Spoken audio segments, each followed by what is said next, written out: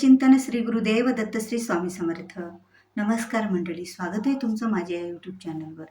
तर आज चंद्रग्रहणाला स्पर्श 3:20 स्पर्श म्हणजे चंद्रग्रहणाला सुरुवात दुपारी 3:20 झालेली आहे आणि चंद्रग्रहण हे आज संध्याकाळी 6:48 पर्यंत आहे. म्हणजे त्याला मोक्ष मिळणार आहे.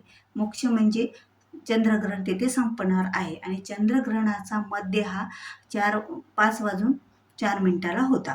तर असं हे चंद्रग्रहण आज आहे आणि हे वर्षातील पहिले चंद्रग्रहण आहे 2026 मधलं आणि सर्वात खूप भयंकर असं हे चंद्रग्रहण आहे आणि जगामधल्या अनेक ठिकाणी हे ग्रहण दिसणार आहे.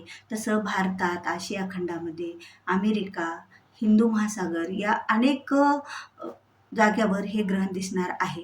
आता हे ग्रहणाचा वेळ जरी 6:48 पर्यंत असेल तरीही ते ग्रहण संपल्याच्या नंतर सुद्धा त्याचे काही परिणाम असतात. बघा, ज्या वेळेला ग्रहण सुरू असतं त्यावेळेला जे पृथ्वी तलावर एक दूषित वातावरण तयार झालेलं असतं.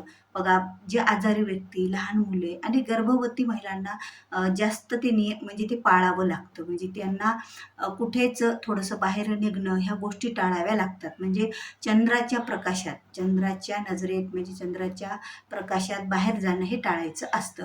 त्यामुळे तर आता गर्भवती महिलांनी बरेच नियम पाळलेले असतील, पण तेथेच त्यांचे नियम संपत नाहीत की चंद्रग्रहण सुरू आहे, चंद्रग्रहणामध्ये एवढे नियम आपण पाळले, मग आता आपल्या बाळाच्या संरक्षणासाठी मग आता नंतर आपण काहीच करायचं नाही का चंद्रग्रहण संपल्याच्या नंतर.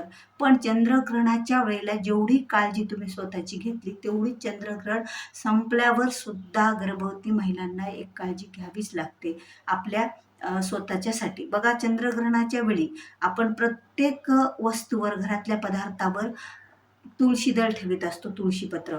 आणि ह्या तुळशीपत्र ठेवल्यामुळे आपल्या घरातल्या कुठल्याच पदार्थामध्ये वस्तूमध्ये चंद्रग्रहणाचा प्रवेश होत नाही. म्हणजे ग्रहणाचे जे काही वाईट परिणाम आहेत त्या वस्तूमध्ये, त्या पदार्थामध्ये जात नसतात. पण शक्यतो आज जे तुम्ही पाणी हे असं आहे की पाण्याला जास्त आकर्षण शक्ती असते कुठल्याही मंत्राची, स्तोत्राची, वायूची. आणि आता वातावरणामध्ये प्रत्येक कणामध्ये दूषित वातावरण झालेलं आहे, तर पाणी हा जास्त आकर्षण शक्ती असल्यामुळे ते खेचून घेतं. त्यामुळे त्या पाण्यामध्ये तुम्ही प्यायच्या जर तुळशीचं पान टाकलेलं नसेल तर ते पाणी खरंच पिऊ नका आणि गर्भवती स्त्रियांना सुद्धा हे झाल्याच्या नंतर देऊ नका किंवा घरातल्या कोणीच ते पाणी घ्यायचं नाही, ते पाणी टाकून घ्यायचं. जर तुम्ही तुळशी पत्र टाकलेलं असेल त्याच्यामध्ये तुळशीचं पान, तर मग तुम्ही ते पाणी वापरू शकता. आता काही काळज्या तर आपण ग्रहणामध्ये घेतलेल्याच आहेत की जसे ग्रहणामध्ये गर्भवती स्त्रियांनी कापू नये, चिरू नये, ह्या गोष्टी सगळ्या झाल्या. पण आता ग्रहण संपलं तर मग काय करायचं आहे? आता ग्रहण संपल्याबरोबर आपल्या घरातलं पृथ्वी तलावरचं ग्रहण हे काढलं जात असतं. ग्रहणाचं सूतक असतं आणि ते सूतक आपल्या सर्वांनाच लागलेलं असतं आणि ते काढलं जात असतं. म्हणून तर आपण ग्रहण संपल्याबरोबर घर स्वच्छ करत असतो, देवपूजा करत असतो, ह्या अनेक गोष्टी करतो. मग गर्भवती महिलांनी काय करायला हवं? त्यांना तर जास्त नियमाने आणि कडक असे नियम आहेत त्यांच्या बाळासाठी. तर त्यांनी काय करायचं आहे? घाबरायचं कुठलंही कारण नाही. त्यांनी ज्या वेळेला ग्रहण सुटणार आहे, ग्रहण सुटल्याच्या नंतर तुम्ही अगोदर म्हणजे आता ग्रहण सुटल्याबरोबर तुम्ही अगोदर काय करायचं आहे की स्नान करून घ्यायचं आहे. आंघोळ झाल्याच्या नंतर जे अंगावरचे तुमचे जे पूर्ण कपडे आहेत ते पण ओले करून टाकायचं. जसं आपण सुतक फेडतो त्याप्रमाणे ते कपडे पुन्हा तुम्हाला घालायचे नाही आहेत, कारण आता त्याच्यावर अंगावर आपल्याला म्हणजे त्याच्यावर किटाणू पडलेले असतात, म्हणून अंगावर घातलेले कपडे पुन्हा घालायचे नाही आहेत. तर तुम्ही दुसरे कपडे घाला, जे स्वच्छ धुवून ठेवलेले असतील ते कपडे घाला आणि अगोदर आंघोळ करा. आणि आंघोळ झाल्याच्या नंतर देवाला नमस्कार करा आणि देवाला प्रार्थना करा की एवढं चंद्रग्रहण लागले होते, माझ्याकडून काही चुका झाल्या असतील तर त्या माफ करा, किंवा आपण तशा चुका केल्याही नसतील. देवाला प्रार्थना करायची, नमस्कार करायचा आणि त्यानंतर तुम्ही जे काही तुम्हाला पाणी प्यायचं असेल, जेवण करायचं असेल तर त्या गोष्टी तुम्हाला नंतर करायच्या आहेत. पण एक लक्षात ठेवा, ग्रहणात जर तुमच्या घरामध्ये स्वयंपाक करून ठेवलेला असेल ग्रहणाच्या अगोदर म्हणजे दुपारी 3:20च्या अगोदर, ते स्वयंपाक खायचा म्हणजे नाहीये. गर्भवती स्त्रियांनी जरी तुळशीचं पान ठेवलेलं असेल तरीही तयार केलेला घरामधला जो स्वयंपाक असतो, भाजी पोळी वरण भात जे काही असेल ते स्वयंपाक गर्भवती स्त्रियांनी ग्रहण संपल्याच्या नंतर सुद्धा खायचं नाही. त्यांनी ताजा स्वयंपाक आणि ग्रहणातलं पाणी सुद्धा घ्यायचं नाही. ग्रहणातलं पाणी कसं घ्यायचं, जर त्या पाण्यात तुळशीपत्र टाकलेलं असेल तरच ते पाणी वापरून स्वयंपाक तयार करायचं आणि नंतरच जेवायचं. तोपर्यंत तुम्ही दूध फळे वगैरे काही घेऊ शकता. कारण आता तब्बल 3.5 तास म्हणजे 3 तास 28 मिनिटाचं हे ग्रहण होतं आणि एवढ्या वेळेमध्ये गर्भवती स्त्रियांनी पाणी वगैरे काही घेतलेलं नाही आणि काही खाल्लेलं नाही, तर याचे परिणाम आपल्या बाळावर होऊ नयेत. त्यामुळे आपण लगेच नंतर फळे दूध असं काहीतरी तुम्हाला जमेल त्याप्रमाणे घ्यायचं, पण स्वयंपाक हा ताजाच बनवून खायचा आहे, एवढी मात्र काळजी घ्यायची आहे.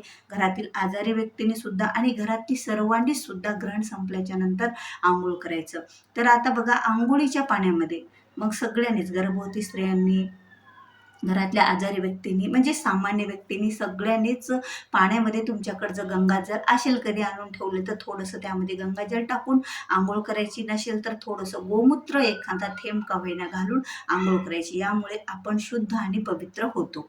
कारण यावेळेसचं जे चंद्रग्रहण आहे ते अतिशय भयंकर आहे. त्यामुळे आपल्याला काही सावधानता बाळगली आपण, काही काही नियम आपण पाळले तर त्याचे परिणाम आपल्याला चांगलेच भेटतील. जर नियम नाही पाळले तर काही परिणाम आता कसं आहे, ज्याची त्याची एक इच्छा असते की बाबा तुम्हाला काही गोष्टी पटतात किंवा नाही पटत, पण जे शास्त्रानं सांगितलेलं आहे, जे आपल्या पूर्वजांनी सांगितलेले आहे, जे नियम आपण पाळत आलेलो आहोत ते जर आपण पाळले तर बऱ्याच काही गोष्टी आपल्या घरामध्ये वाईट घडत नसतात. त्यामुळे काही नियम काही गोष्टी पाळणं गरजेचंच असतं आणि गर्भवती स्त्रियांनी तर आवर्जून ग्रहण संपल्याबरोबर हे गोष्टी करायच्याच आहेत. ते म्हणजे स्नान करायचं आणि त्यानंतर तुम्ही जेवण करायचं आणि जेवण ही सुद्धा तुम्ही ताजं बनवूनच खायचं. ह्या गोष्टी गर्भवती स्त्रियांना अवश्य पाळायच्या आहेत. घरातील सर्व व्यक्तींनी सुद्धा ह्या गोष्टी पाळायच्या आहेत. घरातील व्यक्तीने जर तुम्ही एखादं पदार्थ घरात बनवून ठेवलेला असेल पण त्यामध्ये जर तुळशीचं पान टाकलेलं असेल